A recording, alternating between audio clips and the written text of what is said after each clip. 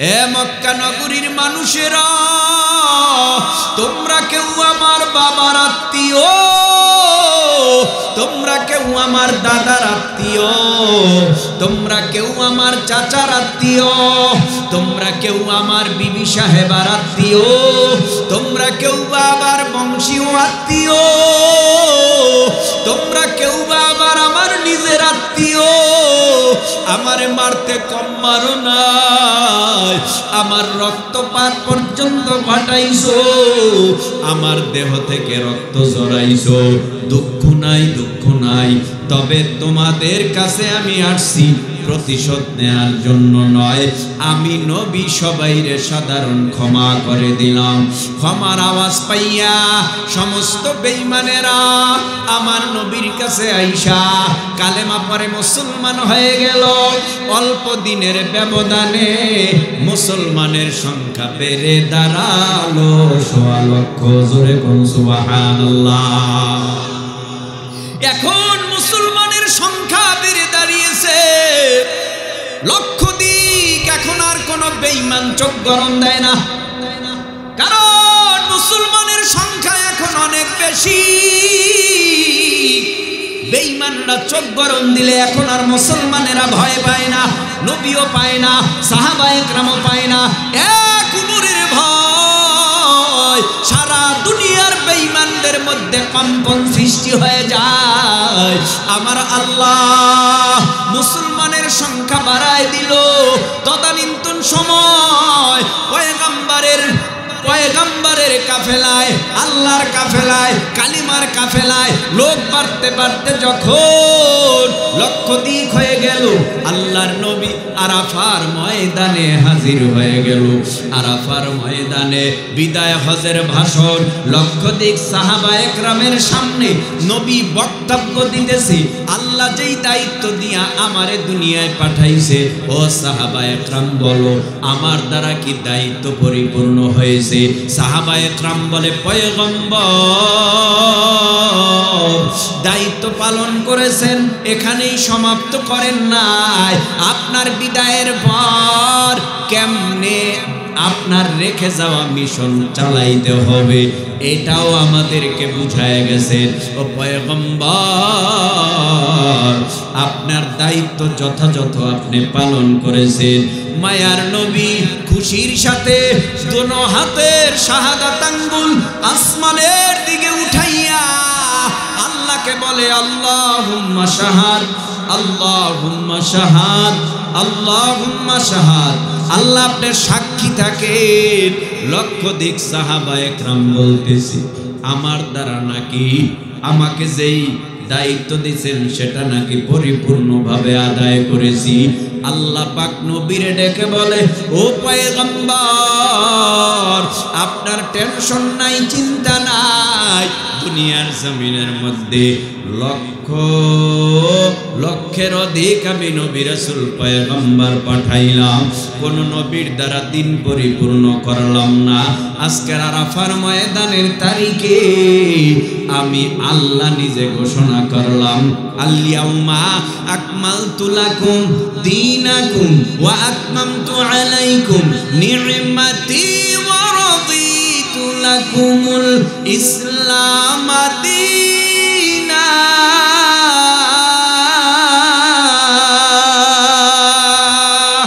আজকের আরাফার ময়দানের তারিখে আমি আল্লাহ ঘোষণা করলাম, ও পয়গম্বর আমি আল্লাহ দিন পরিপূর্ণ ঘোষণা করলাম, আমি আল্লাহ নিয়ামত পরিপূর্ণ করে দিলাম, আমি আল্লাহ রাজি ও খুশি হয়ে গেলাম। এখন দিন পরিপূর্ণ হলে লক্ষাধিক সাহাবায়ে কেরাম আরাফার ময়দানে আনন্দ। এক সাহাবী বয় বৃদ্ধ হয়ে গেছে, শরীরটাও দুর্বল হয়ে গেছে।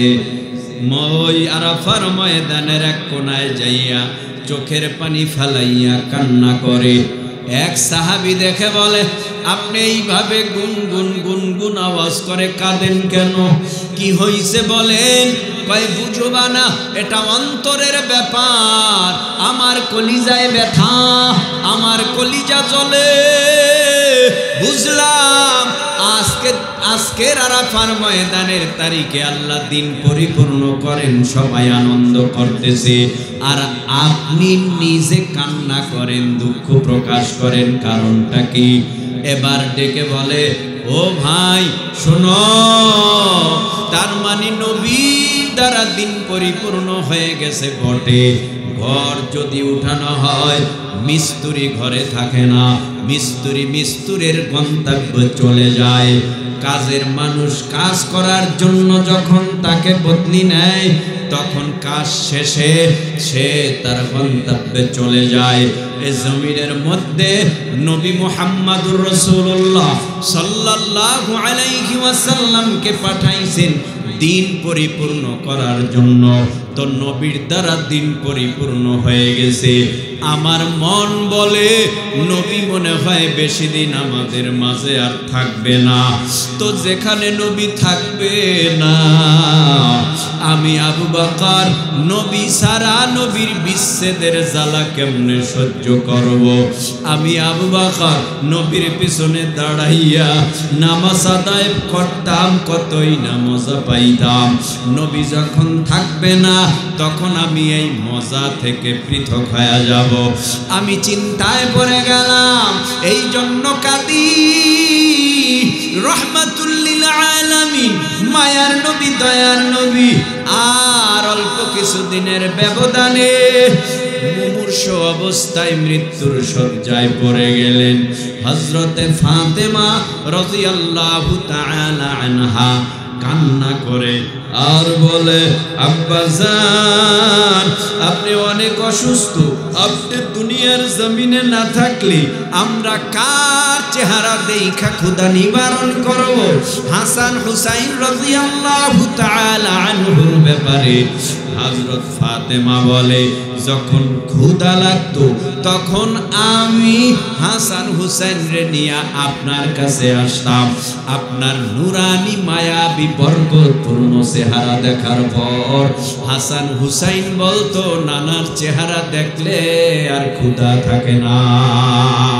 বিসমিল্লাহির রহমানির রহিম।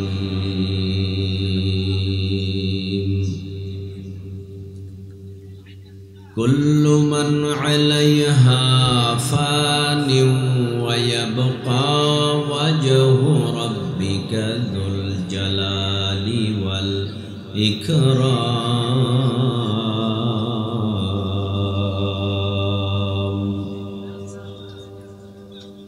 قال النبي صلى الله عليه وسلم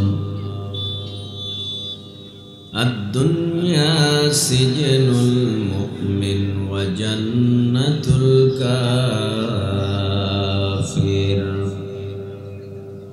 أو كما قال النبي عليه الصلاة والسلام. اللهم صل على محمد وعلى آل محمد كما صليت على إبراهيم وعلى آل إبراهيم إنك حميد مجيد.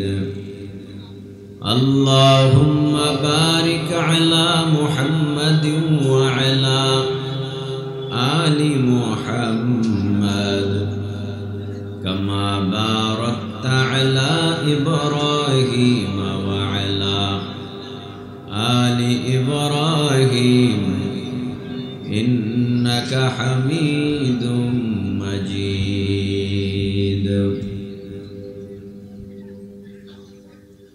মুখের দাগে বিচলিত তুমি দেখো আয়না বারে বার, মুখের দাগে বিচলিত তুমি দেখো আয়না বারে বার। আত্মার কোন খবর রাখো কি, সে যে কুৎসিত পদাকার। এহ জীবনেই বিভর তুমি, নেই মরণের খবর। তুমি যে ভাই নামে মুসলিম, কাজেই ইবলিসের দোসর। মিনারে মিনারে তাকবীর ধ্বনি যায় শোনা যায় আজো, হৃদয়ে রাজ্যে কাপন ধরানো নাই সে ধ্বনির খোঁজ।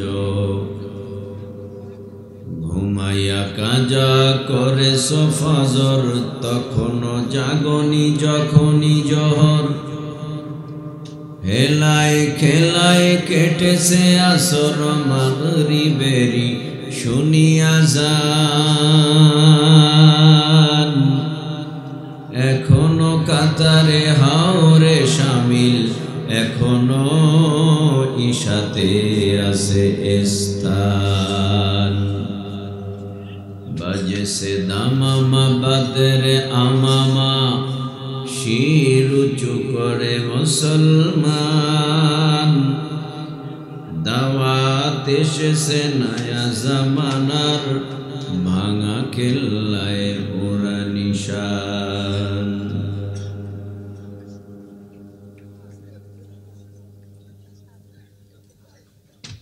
আলহামদুলিল্লাহ।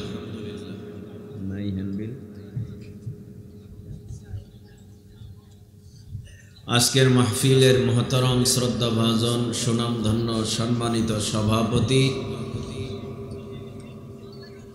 প্রধান অতিথি ও বিশেষ অতিথি বৃন্দ, মুআজ্জাজ ও মুকাররম, জাতির রাহবার, জাতির পথ প্রদর্শক, জাতির কর্ণধার ও গৌরব, ওয়ারাসাতুল আম্বিয়া, বুজুর্গ উলামায়ে কেরাম,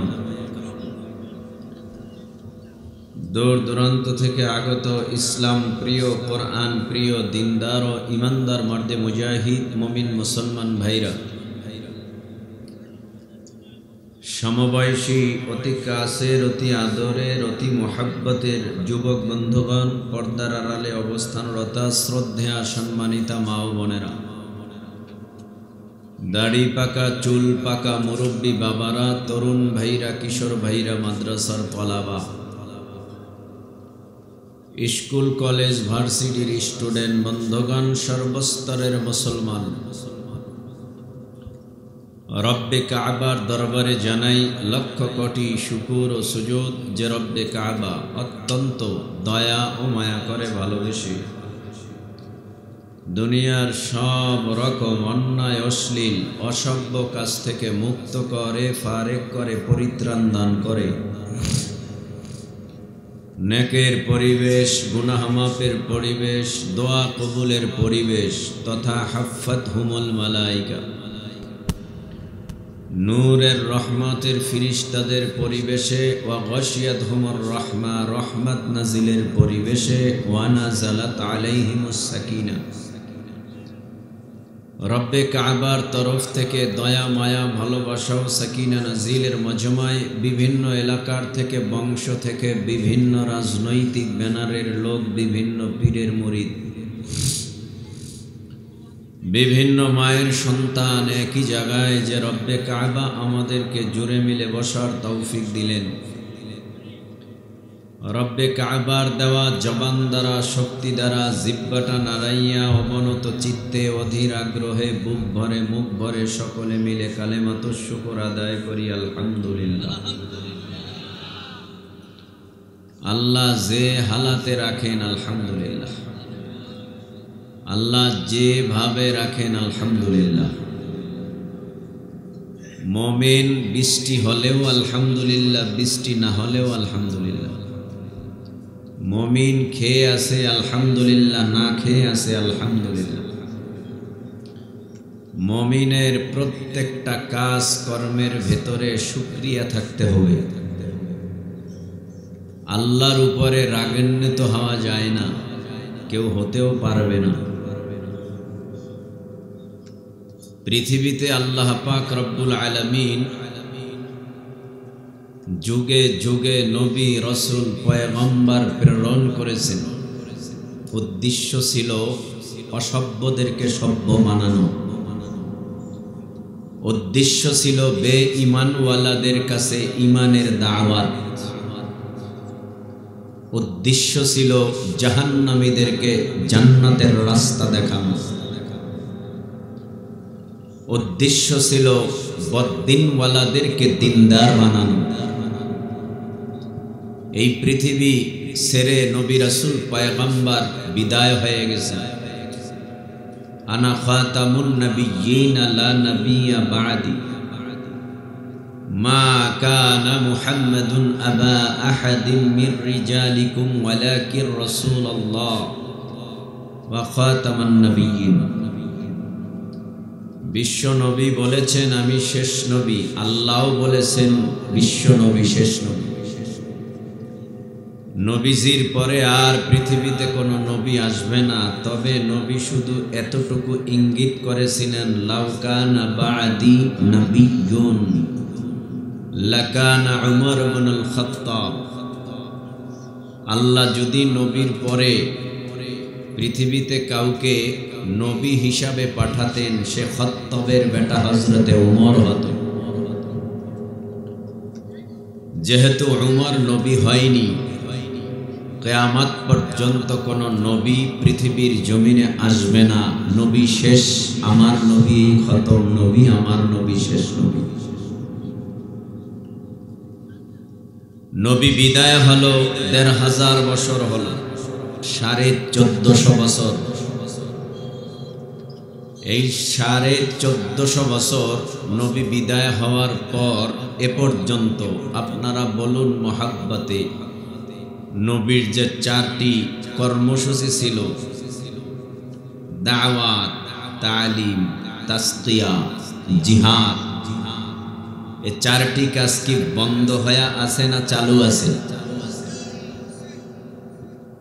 কেমনে কথা বলি, আপনারা একটু আওয়াজ দিলে কথা বলা যায়।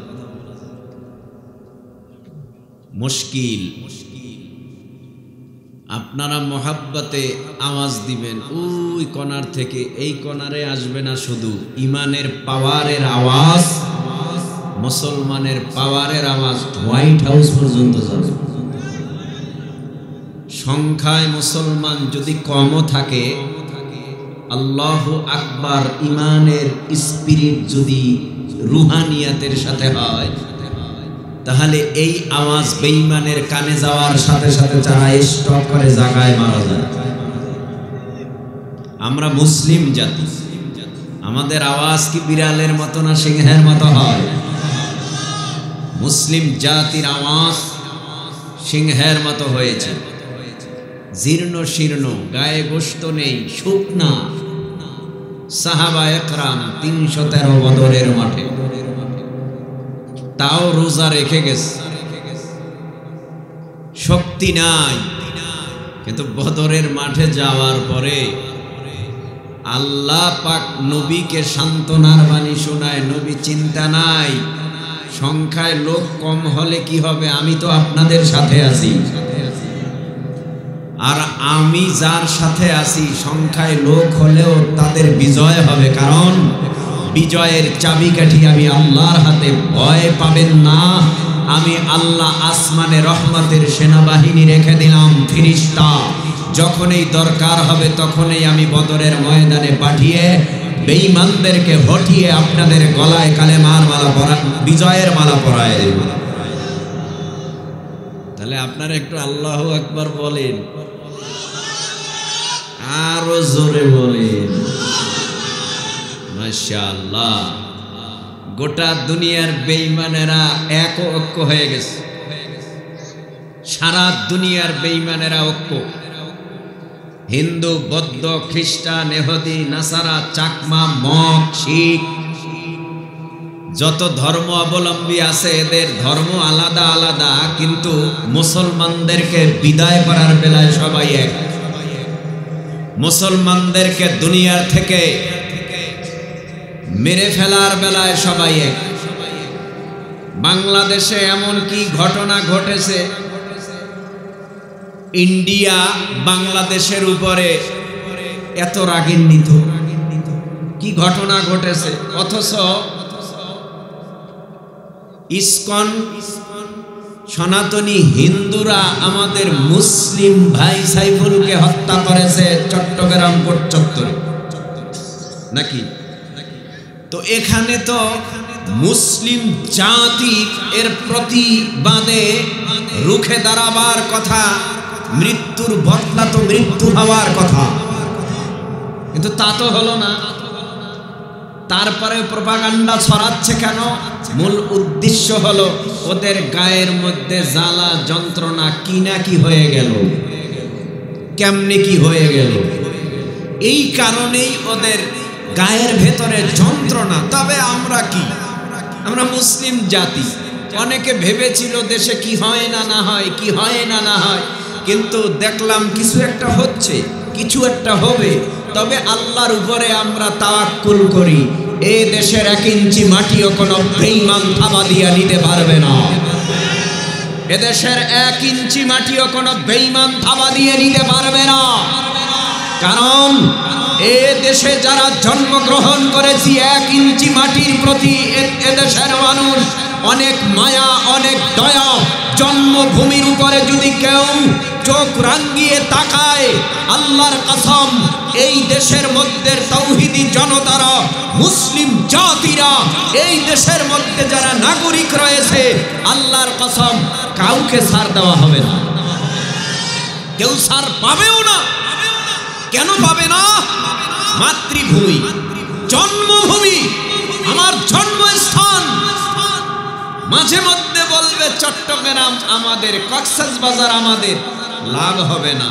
মুখের বুলি দিতে পারবা, কিন্তু এ দেশের মানুষের কাছে অস্ত্র না থাকতে পারে, ট্যাঙ্ক না থাকতে পারে, বিমান না থাকতে পারে, ঈমান আছে। ঠিক কিনা বলো? মুসলমানের ঈমান আছে। যেহেতু সংখ্যায় মুসলমান কম, বিজয় অর্জন করেছে। আমরাও সংখ্যায় কম থাকতে পারি, ইন্ডিয়ার গ্যানেট বুলেট কামান থাকতে পারে, সংখ্যায় ওদের লোক বেশি থাকতে পারে, কোনো সমস্যা হবে না। আমাদের ঈমান আছে, তাকবীরের আওয়াজ আছে। আমরা ধারণা করি বেঈমানরা ভয় পাবে, ভয় পাবে, ভয় পাবে। ঠিক কিনা বলো? আল্লাহ আমাদের বুঝার তৌফিক দেন। আমিনের আওয়াজ আর একটু জোরে দেন। ভাইরা আমার, আমি আপনাদের সামনে উপস্থিত হয়েছি, বৃষ্টিও নামতেছে, বাকি আল্লাহ ভরসা। এটা আমাদের জন্য বড় এক পরীক্ষা। গতকাল বৃষ্টি ছিল, আজকে বৃষ্টি, হয়তো আল্লাহ খুশি হয়ে দিচ্ছে। এখানে তো রাগ হওয়ার কিছু নাই, মুমিন তো রাগ হতে পারে না। আরে ভাই, ইমানদারের কাছে কি বৃষ্টি? যুদ্ধের ময়দানে যদি ইমানদারেরা যায়, ভিজবে না? নালে যুদ্ধের ময়দানে গেলে ইমানদার যদি মনে করে বৃষ্টি নামছে চল, তো মাঠ তো বেঈমানরা দখল করে নিবে। ঠিক কিনা? আল্লাহ তাআলা বুঝার তৌফিক দেন, বলেন আমিন। এবার আপনাদের কাছে প্রশ্ন করি, আপনারা একটু জবাব দেন। আমরা যারা এখানে আসছি, আমরা কাকে খুশি করার জন্য আসছি? আল্লাহকে খুশি করার জন্য। তো আল্লাহকে খুশি করার জন্য যারা এসেছি, অবশ্যই আমরা আল্লাহ নিয়ে যাব ইনশাআল্লাহ। আমরা আল্লাহ পাওয়ার জন্য এসেছি, অবশ্যই আমরা আল্লাহ পেয়ে যাব। তো আল্লাহ পাক রব্বুল আলামিন যেন আমাদেরকে আল্লাহ পাওয়া সহজ করে দেয়। জোরে বলেন আমিন। পবিত্র মহাগ্রন্থ কোরআনুল কারীম এমন একটি যুগে, এমন একটি সময়, এমন একটি প্রেক্ষাপটে নাজিল হলো, যে সময় গোটা দুনিয়ার সব মানুষগুলো অসভ্য, বেঈমান। একটা মানুষও আল্লাহর পক্ষে, নবীর পক্ষে, কালেমার পক্ষে ছিল না। সব মানুষগুলো বেঈমান ছিল, সব মানুষগুলো কাফির, শিরকের অন্তর্ভুক্ত। লাত, মানাত, উজ্জা, এরপরে তুলসী গাছ, বট গাছ, নিম গাছ ইত্যাদি ইত্যাদির পূজা করে, যাদের কাছে কোনোই ক্ষমতা নেই। ক্ষমতা কার? যাদের কাছে কোনোই ক্ষমতা নেই, যারা পরিমাণ ক্ষমতা নেই। সাপের সামনে দুধ কলা দিয়া পূজা করে, কোনোই ক্ষমতা নেই। লাত একটা মাটি, কাদা মাটি দিয়া মূর্তি বানায়া নাম রাখছে লাত, ইবাদত করে, কোনো ক্ষমতা নেই। নাই তো উজ্জার কাছে ক্ষমতা, লাতের কাছে ক্ষমতা, মানাতের কাছে ক্ষমতা, দেবতার কাছে ক্ষমতা, দেবীর কাছে ক্ষমতা। ক্ষমতা কার? সব ক্ষমতা হলো আল্লাহ। তো নবী মুহাম্মদুর রাসূলুল্লাহ সাল্লাল্লাহু আলাইহি ওয়াসাল্লাম জমিনের মধ্যে চলে আসলেন। কষ্ট হইতেছে, বৃষ্টি নামে, আপনারা ভিজলে আমার কষ্ট হবে। কিছু বলবো কি? হ্যাঁ, ও পয়গম্বর আরবি সাল্লাল্লাহু আলাইহি ওয়াসাল্লাম মা আমিনার গর্ভে বাবা আব্দুল্লাহর ঔরসে মক্কা নগরীতে কুরাইশ বংশে দুনিয়ার জমিনের মধ্যে আসলেন। আসার পর পয়গম্বর নজর করে তাকায় দেখে মানুষগুলি অসভ্য অসভ্য, মানুষগুলো শিরকের মধ্যে লিপ্ত। একটা মানুষও আল্লাহওয়ালা নাই, একটা মানুষও দিনদার নাই, একটা মানুষও আল্লাহর পাগল নাই, সব শিরকের অন্তর্ভুক্ত হয়ে গেল। আল্লাহ পাক সিদ্ধান্ত নিল, না না, এখন মুহাম্মাদুর রাসূলুল্লাহ সাল্লাল্লাহু আলাইহি ওয়াসাল্লামকে নবুয়ত দেওয়া দরকার। নবীর বয়স 40-এ পদার্পণ করলেন। আমার আল্লাহ বিশ্বনবী মুহাম্মাদুর রাসূলুল্লাহ সাল্লাল্লাহু আলাইহি ওয়াসাল্লামকে নবুয়ত দিলেন। নবুয়ত দেওয়ার পর আল্লাহ পাক ডেকে বললেন, ও পয়গম্বর, মক্কা শুধু মক্কার মানুষ না, গোটা দুনিয়ার মানুষ সব অসভ্য হয়ে গেছে। এই অসভ্য মানুষগুলি সভ্য বানাবার জন্য জিম্মাদারি দিলাম আপনাকে। আপনার এখন 1 নাম্বার কাজ, ইয়াতলু আলাইহিম আয়াতি, নবী কোরআনের তেলাওয়াত করবেন, তরজমা করবেন, ব্যাখ্যা করবেন। এরপরে তাদেরকে ঈমানের দাওয়াত দিবেন, জান্নাতের রাস্তা দেখাবেন, জাহান্নামের রাস্তা দেখাবেন। নবী আমার জান্নাতের রাস্তা দেখায়, জাহান্নামের রাস্তাও নবী দেখায়। কিন্তু এতদিন যারা লাত মানাত উজ্জার পূজা করেছে, এরা তো এখন নবীর উপরে চড়াও হয়ে গেছে। বংশের লোকেরা কয়, আবু জাহাল সাহেবা অথবা আবু লাহাব, এরা ডাক দিয়া কয়, ও আব্দুল্লাহর ছেলে মুহাম্মদ, তোমারে ভালো করে চিনিও জানি। তোমার বাবা আব্দুল্লাহ, এই জমিনের মধ্যে তুমি বাবার মুখ দেখতে পারো নাই, মাকে হারাইছো 6 বছরে, মাও দুনিয়ার থেকে বিদায় হলো 6 বছরে। এখন এই জমিনের মধ্যে তুমি নাকি নবী, তুমি নবুয়াত দাবি করেছ। নবী আমার ডেকে বলেন, না, আমি নবুয়াত দাবি করি নাই, বরং আল্লাহ আমারে নবুয়াত দিয়েছে। আখিরি জামানার পয়গম্বর মুহাম্মাদুর রাসূলুল্লাহ সাল্লাল্লাহু আলাইহি ওয়াসাল্লাম এইভাবে দাওয়াত মিশন চালু করে দিল। দাওয়াত দেয়, পয়গম্বরকে বেঈমানেরা রাস্তার ভেতরে দাঁড় করায় দেয়। হে আব্দুল্লাহর ছেলে মুহাম্মদ, মক্কার জমিনে নতুন কোন ধর্মের আওয়াজ চলবে না, দাওয়াত চলবে না। দাওয়াত যদি চলতে হয় তাহলে আমাদের ওই বাপ দাদার ধর্মের এই দাওয়াত চলবে, নতুন কোন ধর্মের আওয়াজ আর দাওয়াত চলবে না।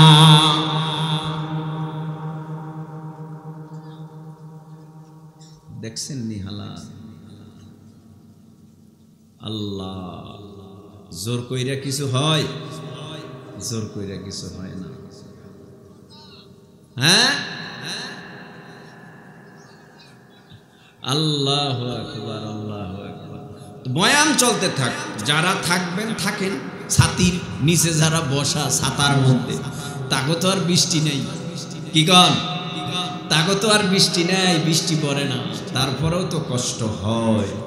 আল্লাহ তাআলা আমাদের সব ভাইকে এই আয়োজন যারা করেছেন এবং এর খরচ এর জন্য যারা মেহনত করেছেন এবং যারা উপস্থিত হয়েছেন, আমরাও যারা এসেছি, আল্লাহ যেন এই মাহফিলকে জরিয়া করে পরকালে বিনা হিসাবে জান্নাতের ফয়সালা করে দেয়। জোরে বলেন আমিন।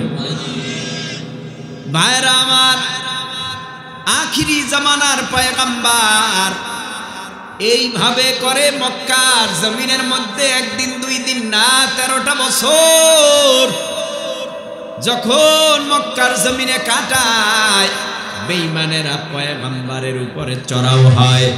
মক্কা ছাইরা নবী সোজা মদিনায় চলে যায়। মদিনায় যাইয়াও শান্তিতে নাই। মক্কার থেকে বেঈমানেরা কয়, আব্দুল্লাহর ছেলে মুহাম্মদ তোমারে পেলাম না, যদি পাইতাম তাহলে মক্কার জমিনেই তোমাকে হিজরতের রাত্রে হত্যা করতাম, কিন্তু তোমারে পাই নাই। তুমি সোজা মক্কা ছাইরা মদিনায় চলে গেছো। মদিনায় যাইয়াও শান্তিতে থাকতে পারবা না। যদি তুমি মনে করো শান্তিতে থাকবা, ভুল। আল্লাহর কাছে নবী ডেকে চোখের পানি ছেড়ে কান্না করে বলে, ও আল্লাহ, আমি আমার জন্মভূমি ছাড়লাম, আমি আমার মাতৃভূমি ছাড়লাম। ও আল্লাহ, আমি সব ছাইরা দিয়া মক্কা থেকে মদিনায় আসলাম, কত মেহনত কইরা কষ্ট কইরা আসলাম। এখন আবার আমার চাচা আবু জাহাল, সাহেবা অথবা আবু লাহাব, সব বেঈমানেরা আমাকে এখন আবার হুমকি দেয়, থ্রেট দেয়। আমি এখন কি করব? আল্লাহ বলেন, নবী ভয় নাই, চিন্তা নাই, আমি আল্লাহ তো আপনার সাথে আছি, আপনার কোনো ভয় নাই, আপনি বদরে যান। নবী বদরের মাঠে গেল, বিজয় অর্জন করে আসলো। বড় বেঈমান ডাকাত সন্ত্রাস আবু জাহাল বদরের ময়দানে দুনিয়ার থেকে বিদায় হয়ে জাহান্নামের কীট হয়ে গেল। এরপরে আস্তে আস্তে নবীর দলে লোক বাড়তে বাড়তে প্রায় 10,000 হয়ে গেল। একজন মুসলমানের সংখ্যা ছিল না, সেখান থেকে 313, আবার সেখান থেকে মুসলমানের সংখ্যা অল্প দিনের ব্যবধানে মুসলমানের সংখ্যা হয়ে দাঁড়ালো 10,000। আল্লাহ কয়, নবী আপনার কি মন চায় না মাতৃভূমিতে যেতে, জন্মভূমিতে যেতে? এ যুব সমাজ, আপনাদের এলাকায় বহু মানুষ আছে প্রবাসে মার চেহারা দেখে না, বাবার সাথে গল্প করে তাও মোবাইলে, মার সাথে গল্প করে তাও মোবাইলে, সরাসরি মা এক লোকমা খানাও খাওয়াইতে পারে না। বিদেশে সন্তান বসবাস করে, মা ফোন দিয়া যদি বলে মা কেমন আছো, সন্তান বলে মা আলহামদুলিল্লাহ ভালো আছি, অথচ 3 বেলা খানা খাইতে পারে না। অনেক বড় ঝামেলা যায়, অনেক বড় সমস্যা, যার কারণে চাকুরি নাই। অনেক প্রবাস জীবন যারা করে, কষ্টের কোনো সীমা থাকে না। ওই প্রবাস থেকে অনেকের লাশও বাংলাদেশে আসে না, শুধুমাত্র এই জমিনের মধ্যে টাকা লাগবে বিদায় আসে না। অনেক প্রবাস ভাইরা কষ্ট ক্লাস করে, টাকা পয়সা কামায়, আবার এই বাংলাদেশের জমিনে বৈশা ছেলে মেয়ে স্ত্রী পরিজন ভাই আত্মীয়রা সব টাকাগুলি ভেঙে ফেলায়। 10-15 বছর পর যখন বাড়িতে আসে, সে বলে আমি এতদিন টাকা পয়সা পাঠাইলাম, সে টাকা পয়সা কোথায়? বলে তুমি কোনো টাকাই পাঠাও না। এরকম বহু ইতিহাস, ঘর সাইরা দিয়া বাড়ি সাইরা দিয়া স্টক কইরা ওই প্রবাসীর জীবনটা দুনিয়ার থেকে বিলীন হয়ে গেল। তার মানে যদিও বিদেশে থাকে, বাংলাদেশ জন্মভূমির জন্য আলাদা একটা মায়া, আমার নবীর জন্য, নবীরও আলাদা জন্মভূমির জন্য মায়া। মার দেশ বাবা। আল্লাহ বলেন যাবেননি? নবী কয় অবশ্যই, আপনার অর্ডার হইলে আমি মক্কায় চলে যাব। আপনার ঘর খানায়ে কাবা বাইতুল্লাহ, এই বাইতুল্লাহর খিদমত করব, এই বাইতুল্লাহ আমার জন্য অপেক্ষা করে আর আমিও বাইতুল্লাহর জন্য অপেক্ষা করি। ঠিকই মায়ার নবী 10,000 মুসলমান নিয়া মদিনার থেকে মক্কার দিকে রওয়ানা। বেঈমানদের কানে খবর গেছে, আওয়াজ গেছে, আব্দুল্লাহর ছেলে মুহাম্মদ বড় একটা 10,000 মুসলমানের কাফেলা নিয়া মক্কার জমিনের মধ্যে ঢুকতেছে। তোমরা কি করবা বলো? বলে না মক্কার জমিনের মধ্যে ঢুকতে দেওয়া হবে না, কারণ মক্কায় ঢুইকা তারা আমাদেরকে মেসাকার করবে, তারা আমাদেরকে মারবে, কারণ আমরা তো কম মারি নাই। যদি তারা একটু জায়গা পায় আমাদেরকে মাইরা ফেলবে। আবার কিছু বেঈমানেরা কয় না ওই কাফেলা কেমনে বাধা দিবি রে? ওই কাফেলার মধ্যে তো হযরতে আবু বকর, ওই কাফেলার মধ্যে হযরতে উমর, ওই কাফেলার মধ্যে হযরতে উসমান, ওই কাফেলার মধ্যে হযরতে আলী, ওই কাফেলার মধ্যে হযরতে বিলাল। 10,000 সাহাবায়ে কেরাম রিদওয়ানুল্লাহি তাআলা আলাইহিম আজমাইন। ওই কাফেলা কেমনে বাধা দিবা? এক উমর রাদিয়াল্লাহু তাআলা আনহুর কথা শোনার পর সমস্ত বেঈমানেরা নত হয়ে গেল, আর বাধা দেওয়ার প্রচেষ্টা কিছুই করলো না, রাস্তা ছেড়ে দিল। জিকিরে ফিকিরে গিয়া নবী 10,000 মুসলমান নিয়ে মক্কায় অবস্থান করলেন। মক্কায় যাইয়া নবী আমার ডেকে বলে, এ মক্কা নগরীর মানুষেরা, তোমরা কেউ আমার বাবার আত্মীয়, তোমরা কেউ আমার দাদার আত্মীয়, তোমরা কেউ আমার চাচার আত্মীয়, তোমরা কেউ আমার বিবি সাহেবার আত্মীয়, তোমরা কেউ বাবার বংশীয় আত্মীয়, তোমরা কেউ আবার আমার নিজের আত্মীয়। আমারে মারতে কম মারো নাই, আমার রক্তপাত পর্যন্ত ঘটাইছো, আমার দেহ থেকে রক্ত ঝরাইছো। দুঃখ নাই, তবে তোমাদের কাছে আমি আসছি প্রতিশোধ নেয়ার জন্য নয়। আমি নবী সবাইরে সাধারণ ক্ষমা করে দিলাম। ক্ষমার আওয়াজ পাইয়া সমস্ত বেঈমানেরা আমার নবীর কাছে আইসা কালেমা পড়ে মুসলমান হয়ে গেল। অল্প দিনের ব্যবধানে মুসলমানের সংখ্যা বেড়ে দাঁড়ালো 1.25 লক্ষ। জোরে কোন সুবহানাল্লাহ। এখন মুসলমানের সংখ্যা বেড়ে দাঁড়িয়েছে লক্ষাধিক। এখন আর কোন বেঈমান চোখ গরম দেয় না, কারণ মুসলমানের সংখ্যা এখন অনেক বেশি। বেঈমানরা চোখ গরম দিলে এখন আর মুসলমানেরা ভয় পায় না, নবীও পায় না, সাহাবায়ে কেরামও পায় না। এক উমরের ভয় সারা দুনিয়ার বেঈমানদের মধ্যে কম্পন সৃষ্টি হয়ে যায়। আমার আল্লাহ মুসলমানের সংখ্যা বাড়ায় দিল। তদানীন্তন সময় পয়গম্বরের কাফেলায়, আল্লাহর কাফেলায়, কালিমার কাফেলায় লোক বাড়তে বাড়তে যখন লক্ষাধিক হয়ে গেল, আল্লাহর নবী আরাফার ময়দানে হাজির হয়ে গেল। আরাফার ময়দানে বিদায় হজের ভাষণ, লক্ষাধিক সাহাবায়ে কেরামের সামনে নবী বক্তব্য দিতেছে। আল্লাহ যেই দায়িত্ব দিয়া আমারে দুনিয়ায় পাঠাইছে, ও সাহাবায়ে কেরাম বলো আমার দ্বারা কি দায়িত্ব পরিপূর্ণ হয়েছে? সাহাবায়ে কেরাম বলে, পয়গম্বর দায়িত্ব পালন করেছেন, এখানেই সমাপ্ত করেন নাই। আপনার বিদায়ের পর কেমনে আপনার রেখে যাওয়া মিশন চালাইতে হবে এটাও আমাদেরকে বুঝায় গেছে। ও পয়গম্বর আপনার দায়িত্ব যথাযথ আপনি পালন করেছেন।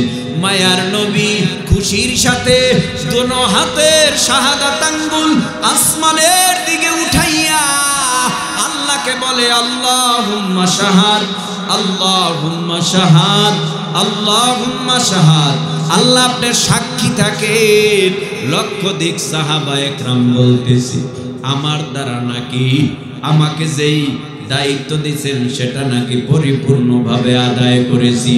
আল্লাহ পাক নবীরে ডেকে বলে, ও পয়গম্বর, আপনার টেনশন নাই, চিন্তা নাই। দুনিয়ার জমিনের মধ্যে লক্ষের অধিক আমি নবী রাসূল পয়গম্বর পাঠাইলাম, কোন নবীর দ্বারা দিন পরিপূর্ণ করলাম না। আজকের আরাফার ময়দানের তারিখে আমি আল্লাহ নিজে ঘোষণা করলাম, আল-ইয়াউমা আকমালতু লাকুম দীনাকুম ওয়া আতমামতু আলাইকুম নি'মাতি ওয়া রাদিতু লাকুমুল ইসলাম দীনা।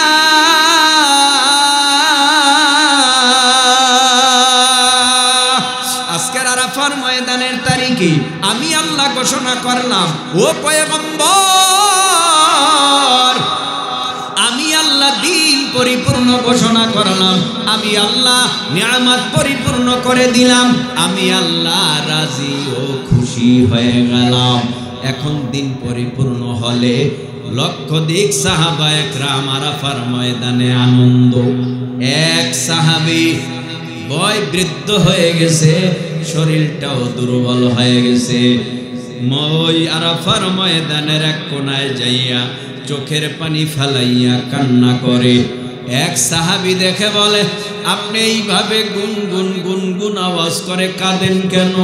কি হইছে বলেন?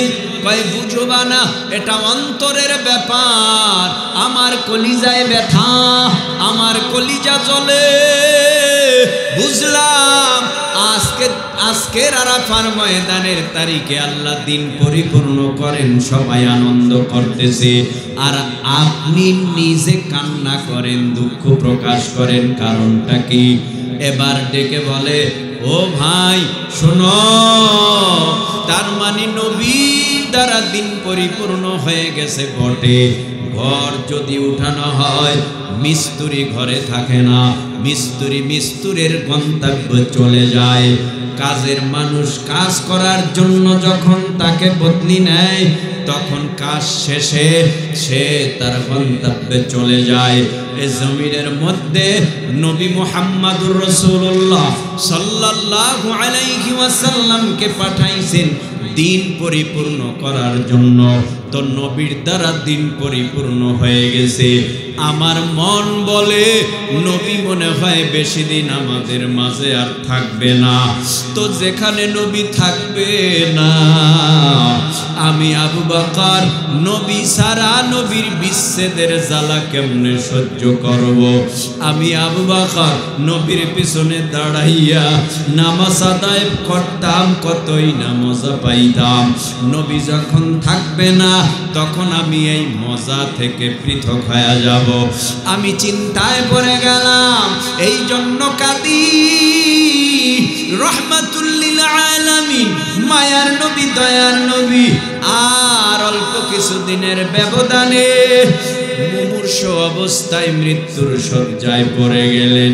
হযরতে ফাতেমা রাদিয়াল্লাহু তাআলা আনহা কান্না করে আর বলে, আব্বাজান আপনি অনেক অসুস্থ, আপনি দুনিয়ার জমিনে না থাকলে আমরা কার চেহারা দেখা ক্ষুধা নিবারণ করব? হাসান হুসাইন রাদিয়াল্লাহু তাআলা আনহুর ব্যাপারে হযরত ফাতেমা বলে, যখন ক্ষুধা লাগতো তখন আমি হাসান হুসাইন রে নিয়ে আপনার কাছে আসতাম। আপনার নুরানি মায়াবী বরকতপূর্ণ চেহারা দেখার পর হাসান হুসাইন বলতো, নানার চেহারা দেখলে আর ক্ষুধা থাকে না। আল্লাহ, কই কেউ আছে? কি খবর?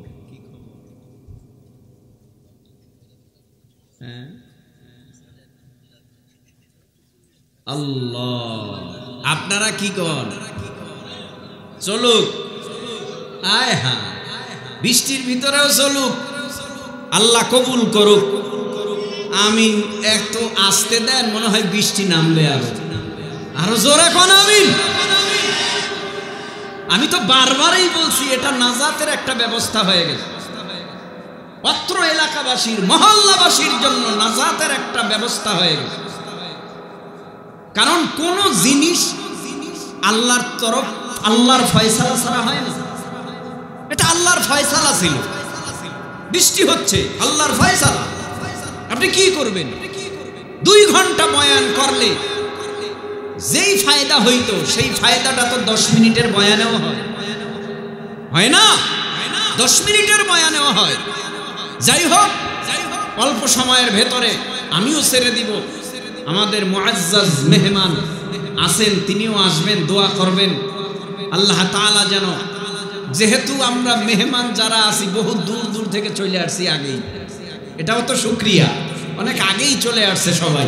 আল্লাহ তাআলা যেন আমাদের এই মাহফিলকে পরকালে নাজাতের জরিয়া হিসাবে কবুল করেন, বলেন আমিন। তো রাহমাতুল লিল আলামিন দুনিয়ার থেকে বিদায় হয়ে এ দুনিয়ার জমিনের মধ্যে নবীর বিদায়ের পরে নবীর মিশন চালু রেখেছেন ডাক্তার, ডক্টর, ইঞ্জিনিয়ার না আলেমেরা? হ্যাঁ, আলেমেরা। আলেমেরা কি নবীর কি আত্মীয় লাগে? নবী বলছেন আল উলামা ওয়ারাসাতুল আম্বিয়া, আলেমরা নবীর আত্মীয়। সুবহানাল্লাহ কোন?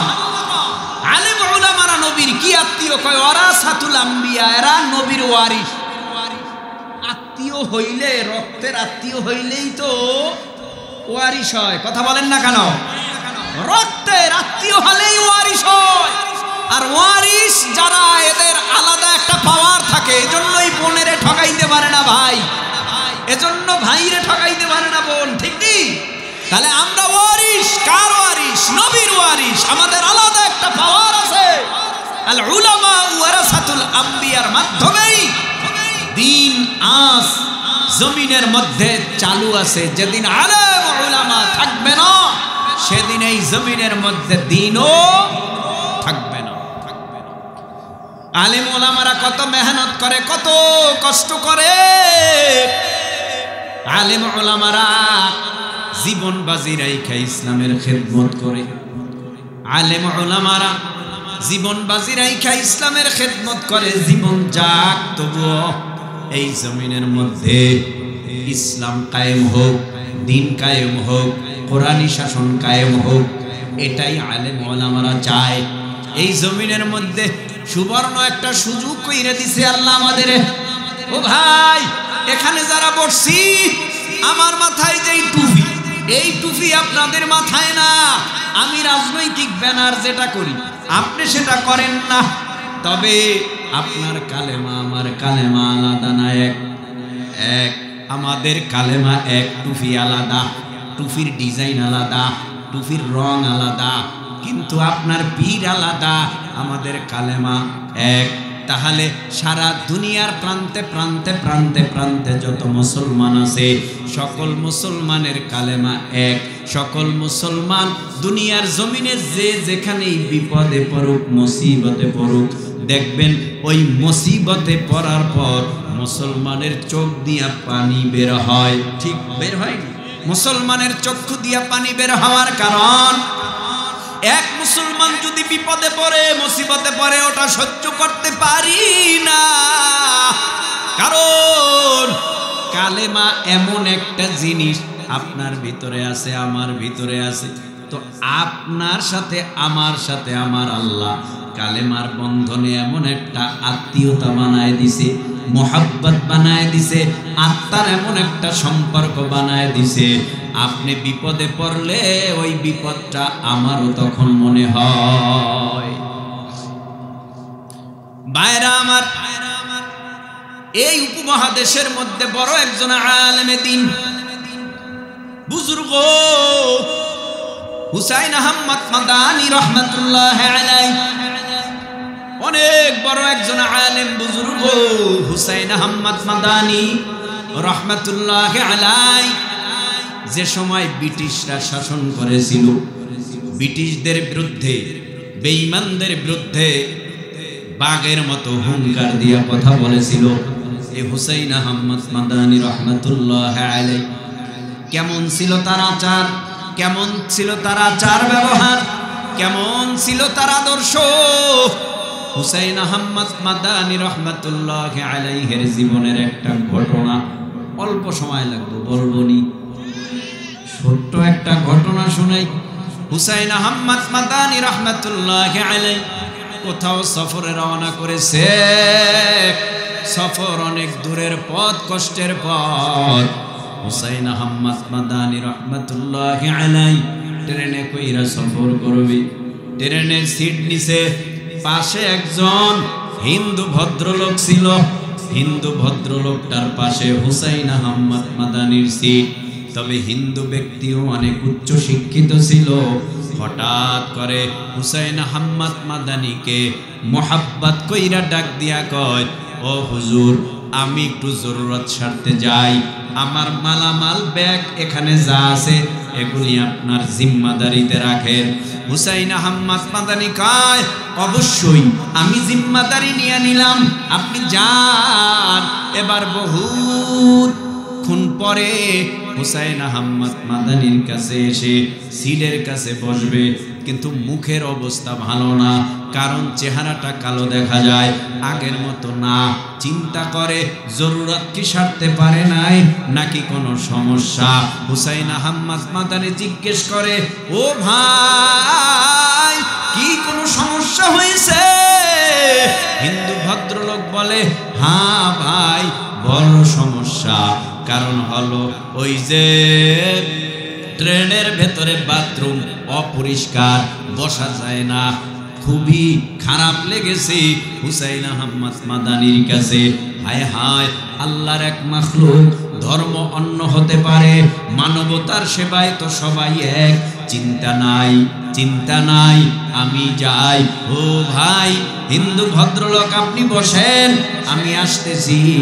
কিছুক্ষণ যাওয়ার পর ওই ট্রেনের মধ্যে যাইয়া নিজ হাতে পানি দিয়া এই বাথরুমটারে সুন্দরভাবে ধৌত করিয়া, ক্লিন বানাইয়া, সুন্দর ফর্সা করিয়া হুসাইন আহমদ মাদানী রহমাতুল্লাহি আলাইহি এসে বলে, ও ভাই যান, এবার যান, আমি দেখে আসলাম, এখন আর আগের মতো ওই বাথরুম অপরিষ্কার নাই, বাথরুমটা পরিষ্কার হয়ে গেছে। যান যান, এখন দিব্যি আরামে আপনি হাজত সেরে আসতে পারবেন। আসলেই হুসাইন আহমদ মাদানীর তো এই হিন্দু লোক চিনে না, এত বড় নামি দামি একজন বুজুর্গ মানুষ, নাম শুনেছে অনেক, কিন্তু সরাসরি দেখে নাই। না দেখায় হুজুর হুজুর বলেই সম্বোধন করে, বাকি আর চিনে না।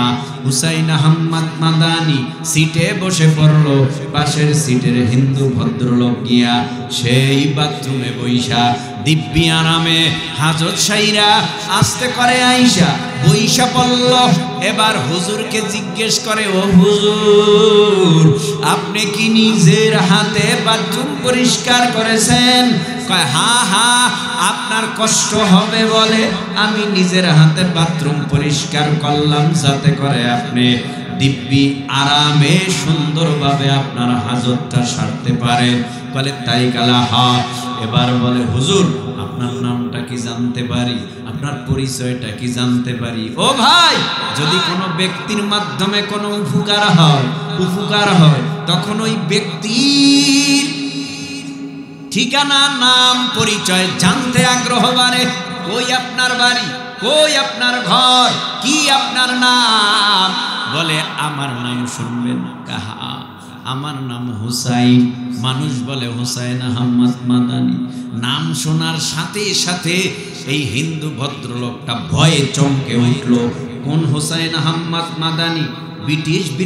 ব্রিটিশ বিরোধী আন্দোলনে যে হুঙ্কার ছাড়ল, ব্রিটিশরা যারে গুলি করলো, সিনা পেতে দিল, আল্লাহ তারে রক্ষা করলো, হেফাজত করলো, আল্লাহ বাঁচায় দিল, ওই হুসাইন আহমদ মাদানী? কয়, হ্যাঁ হ্যাঁ, ওই হুসাইন আহমদ মাদানী। কয়, আল্লাহ, আপনার নাম মানুষের কানে শুনেছি, আপনি নাকি অনেক বড় খারাপ, আসলে আপনি তো খারাপ না, আপনার চরিত্র না জানি এত ভালো আপনার চরিত্র, আর আপনার আখলাক এত ভালো না জানি আপনার নবীর চরিত্র কত ভালো, না জানি আপনার নবীর চরিত্র আখলাক কত ভালো। হিন্দু ভদ্রলোক কয় আমি আর দেরি করব না, আপনি খারাপ না, আপনি অনেক ভালো, আপনি অনেক ভালো, আপনি অনেক ভালো। আপনার হাতে আমি হাত রাখলাম, আমাকে পরায় দেন লা ইলাহা ইল্লাল্লাহু মুহাম্মাদুর রাসূলুল্লাহ। কেমন আখলাক, আর আমাদের চরিত্র কেমন? আমার আপনার আখলাক চরিত্র, আমার আপনার উঠা বসা কথাবার্তা, আমার আপনার লেনদেন, আমার আপনার মুআশারা মুআমালাত এমন খারাপ, হিন্দু লোকটাও কয় ওর চেয়ে তো আমরাই ভালো। বলেনি? অনেক ক্ষেত্রে বলে। কারণ কর্জে হাসানা টাকা নিছে 10,000 বিকালে দেবে। কবে দেবে? কথা কয় না। বিকালে, সকালে নিছে বিকালে দিবে। কত সুন্দর মধুমাখা কথা। টেনশন নাই হুজুর দিয়ে দিব, টেনশন নাই আব্দুল্লাহ দিয়ে দিব, টেনশন নাই আব্দুল করিম দিয়ে দিব। আল্লাহ এটা তোরে টাকা কম দেয় না বেড়া, আমি বিপদে পড়ছি দেখে আমার এখন সাহায্য করবি না। কাহা করব? ওয়াদা ঠিক থাকবে নি? কাহা থাকবে? বিকাল চলে গেল, এক সপ্তাহ চলে গেল, এক মাস চলে গেল, 1 বছর চলে গেছে। এখন মোবাইলে ফোন দিলে কয় মোবাইলে ফোন দিয়ে লাভ নেই, বন্ধ। 1 বছর পর কয় কি বন্ধ, সিম পাল্টায় ফেলাইছে। এই হলো কর্জে হাসানার অবস্থা, এই হলো আমাদের মুসলমানের আখলাক। বিকালের কথা বইলা ধার নিয়ে টাকা 1 বছর হয়ে গেছে দেয় না, এরকম মুসলমান আসেনি? আপনাগো তিতাসে নাই আছে? খাইছে খাইছে খাইছে খাইছে, আপনাগো তিতাসেও আছে। হায় হায়, আল্লাহ আমাদের হেফাজত করুন, বলে না আমি। লাভ নাই এমন মুসলমানি দিয়া পরকালে নাজাতের ব্যবস্থা না। মুসলমান হতে হবে কি রকম? আল্লাহ বলেছেন ওয়ালা তামুতুন্না ইল্লা ওয়া আনতুম মুসলিমুন। মুসলমান না হইয়া মরিও না। যদি মুসলমান না হইয়া মরো, কবরের হালাত খারাপ, হাসুরের হালাত খারাপ, তলসিরাতের হালাত হবে খারাপ। মুসলমান না হইয়া মরলে পরকালের অবস্থা হবে খুব ভয়াবহ খারাপ। এজন্যই তো বলে হিন্দু বলো, বৌদ্ধ, খ্রিস্টান, ইহুদি, নাসারা, চাকমা, বক, শিখ, সমস্ত ধর্ম অবলম্বীরা মুসলমান ছাড়া সবাই বিনা হিসাবে জাহান্নামী। হিসাব নাই কোন। হিন্দুদের হিসাব আছে নি আল্লাহর আদালতে? ভাই বুঝেন না, হিন্দুদের হিসাব, বৌদ্ধ, খ্রিস্টান, ইহুদি, নাসারা, চাকমা, বক, শিখ, বেঈমানওয়ালা বেঈমান বিজাতিদের কোনো হিসাব আছে? তাদের কোনো হিসাব নাই। কেন হিসাব নাই? তাদের কোনো পুণ্য নাই, নেক নাই, তাদের কোনো নেক নাই। তাহলে বলতে পারেন হুজুর তারা দি কালবোর্ড দেয়, ব্রিজ দেয়, গরিবেরও তো সাহায্য করে। ও ভাই, তারা সাহায্য করলে তারা দুনিয়াতেই পাবে, আখেরাতে কিছু পাবে না। কারণ তাদের পাওয়ার হাউস বন্ধ। পাওয়ার হাউস কি? লা ইলাহা ইল্লাল্লাহ মুহাম্মাদুর রাসূলুল্লাহ। এটা হলো ঈমান। তাদের মধ্যে ঈমান নাই। ঈমান না থাকার কারণে তাদের নেক আমলের কোনো দাম নাই, এজন্য তাদের কোনো হিসাব নাই। কিন্তু হিসাব হইল আপনার আর আমার, যারা আল্লাহকে মানেছি, যারা নবীকে মানি, পরকাল মানি, আমানতু বিল্লাহ ওয়া মালাইকাতিহি ওয়া কুতুবিহি ওয়া রাসূলিহি ওয়াল ইয়াউমিল আখির ওয়াল কদরি খাইরিহি ওয়া শাররিহি মিনাল্লাহি তাআলা ওয়াল বা'সি বা'দাল মাউত। হিসাব হবে আমাদের। আচ্ছা, আপনারা যারা দাঁড়ায় রইছেন, বৈশা রইছেন, বলেন তো আল্লাহরে দেখছেন নি 60 বছরের মধ্যে, 20 বছরের মধ্যে, 30 বছরের মধ্যে? আল্লাহরে দেখি না, তারপরেও আমরা আল্লাহ মানি কি মানি না? কেন আমরা আল্লাহ মানি? বলে আল্লাহরে তো না দেইখা বিশ্বাস করার নামই হলো ঈমান। ঠিক নেই? আল্লাহরে না দেইখা বিশ্বাস করার নামই হলো কি? আবার একদল নাস্তিক ইহুদি খ্রিস্টানের লাল কুত্তার দলেরা কয় দেয়ার ইজ নো গড, আল্লাহ বলতে কিছু নাই। আপনারা বলেন তিতাসের মুসলমান উঁচু আওয়াজে সিংহের মতো গর্জন তুলে আমগো আল্লাহ আছে না নাই? আমগো আল্লাহ আছে। আল্লাহ আগেও যেমন ছিল না পুরা টুরা হইছে? নাউযুবিল্লাহি মিন যালিক। আল্লাহ আগেও যেমন ছিল এখনো তেমন আছে, ভবিষ্যতেও তেমন থাকবে। আল্লাহর কোনো দুর্বলতা, আল্লাহর কোনো মৃত্যু, আল্লাহু লা ইলাহা ইল্লা হুয়াল হাইয়ুল কাইয়্যুম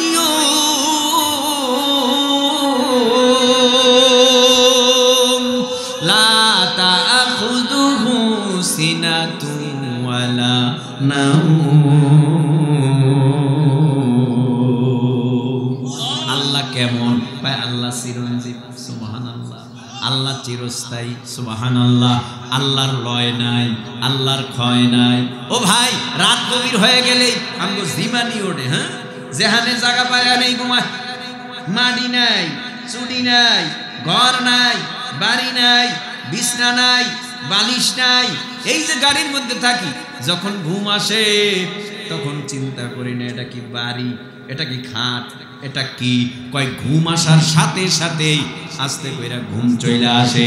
রাত গভীর হয়ে গেলে মানুষের ঘুমটা একটু বেশি আসে। অথচ আমার আল্লাহ এমন আল্লাহ, আল্লাহ ডেকে বলে রাত্র গভীর হয়ে গেলে তোরা ঘুমাও। আমি আল্লাহ ঘুমাই না, দিনেও না রাত্রেও না। আমি আল্লাহ কেমন জানোনি? আমি আল্লাহ লা তা'খুযুহু সিনাতুন ওয়ালা নাওম। আমার ঘুম নাই, জিমানি নাই, তন্দ্রা নাই। লাম ইয়ালিদ ওয়া লাম ইউলাদ। আমার ছেলেও নাই, আমার মেয়েও নাই, আমারে কেউ জন্ম দেয় নাই, আমি কারো থেকে জন্ম নেই নাই। আল্লাহ পাক রব্বুল আলামিন বলেন আমি আল্লাহ রাত্র গভীর হয়ে গেলে প্রথম আসমানে আসি, আইসা বলি হে আমার গোলাম তোরা ঘুমাস। আমি আল্লাহ ঘুমাই না, তোদের ডেকে ডেকে বলি বড় বিপদে পড়েছ। এই গভীর রাত্রে আমি আল্লাহ প্রথম আসমানে আসছি, আমার কাছে বল তোদের কি দরকার। আমি আল্লাহ তোদেরকে দেওয়ার জন্য এখানে আসলাম। তোরা মুসিবতে আছো, আমার কাছে বল, আমি দিয়া দিব। রোগে ভুগতেছ, আমার কাছে বল, তোদেরকে আরোগ্য করব। মিথ্যা মামলায় ভুগতেছ না ঘুমাইয়া, আমি আল্লাহর কাছে বল, আমি আল্লাহ দেওয়ার জন্য বড় তৈয়ার। আমার আল্লাহ বলে বান্দা তোরা আমি আল্লাহর কাছে যা চাবি দুনিয়ার জমিনের মধ্যে তাই পাবি। এই জমিনের মধ্যে যারা আল্লাহকে চাবে আল্লাহ তাদেরকে আল্লাহ চিনাইয়া দিবে। এলাকার মধ্যে